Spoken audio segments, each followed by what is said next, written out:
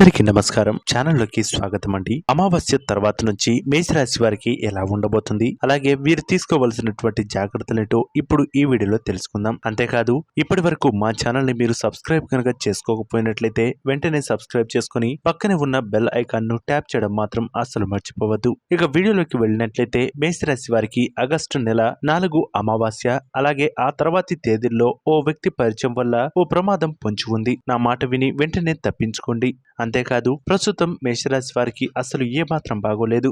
గత కొన్ని రోజులుగా మీరు చేసేటువంటి ప్రతి పనిలో కూడా ఇబ్బందులు కలిగిస్తూ ఆర్థిక పరమైనటువంటి అప్పులు, ఇక మానసిక ఇబ్బందులు, మానసిక క్షోభ మిమ్మల్ని మరింత ఇబ్బందులకు గురి చేస్తున్నాయి. వీటన్నిటికీ శనిగ్రహ ప్రభావం కారణంగానే మీకు ఇలా జరుగుతుంది. మీ యొక్క మేషరాశిలోకి అర్ధాష్టమి శని ఉండడం వల్లనే ఈ యొక్క మేషరాశి వారికి లేనిపోని చికాకులు, భార్యాభర్తల మధ్య గొడవలు, లేనిపోని అప్పులు అన్ని కూడా ఇక మీ తలభారానికి మించిగా అయిపోయినట్టే అని చెప్పుకోవాలి. అయితే వీటన్నిటి నుంచి బయటపడాలి అంటే ఖచ్చితంగా మేషరాశి వారు ఈ చిన్న ఉపాయంతో బయటపడవచ్చు. అంతేకాదు మీకు ఈ నెలలో అంటే ఆగస్టు నెలలో ఓ వ్యక్తి పరిచయం వల్ల ఆ 4-5 తేదీల తర్వాత నుంచి కూడా ఇక ఇబ్బందులు కలిగే అవకాశం ఉంది. అది మీ భాగస్వామి కావచ్చు, లేదా మీ యొక్క కొత్త స్నేహితులు కావచ్చు, లేదా మీకు శ్రేయోభిలాషులు కూడా కావచ్చు.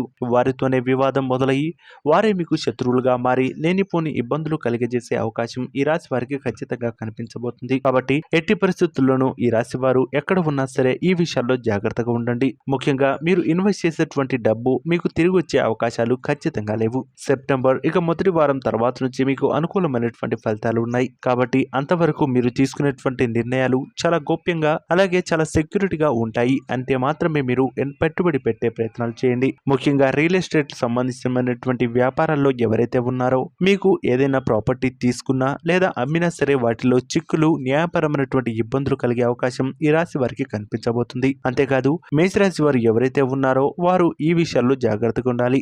అనారోగ్యం మిమ్మల్ని మరింత ఇబ్బందులు పెట్టే అవకాశం, అంతేకాకుండా మీ ఇంట్లో ఉన్నటువంటి పెద్ద మనుషులు కూడా మిమ్మల్ని మరింత ఇబ్బందులకు గురి చేసే అవకాశం కూడా ఈ రాశి వారికి ఉండే అవకాశం ఉంది. కాబట్టి ఎట్టి పరిస్థితుల్లోనూ ఈ విషయాల్లో జాగ్రత్తగా ఉండండి. మీకు ఏదైనా అనారోగ్య సమస్యలు ఇక అని అనిపిస్తే లేదా సంకేతాలు కానీ కనిపిస్తే వెంటనే మీరు దగ్గరలో ఉన్నటువంటి ఆసుపత్రులకు వెళ్ళండి. మీకు రక్త సంబంధమైనటువంటి లేదా గుండె సంబంధమైనటువంటి చిన్నపాటి ఇక ఇబ్బందులు కలిగే అవకాశం ఈ రాశి వారికి ఉంది. ప్రస్తుతం అర్ధాష్టమి నుంచి బయటపడాలి అంటే దగ్గరలో ఉన్నటువంటి శివాలయానికి వెళ్ళి నవగ్రహ శాంతి పూజను చేపించుకొని, లేదా ఇక మీకు దగ్గరలో ఉన్నటువంటి అదే టెంపుల్లో మీరు ఇక మర్చిపోకుండా రుద్రాభిషేకం చేపించుకోవడం మాత్రం మర్చిపోవద్దు.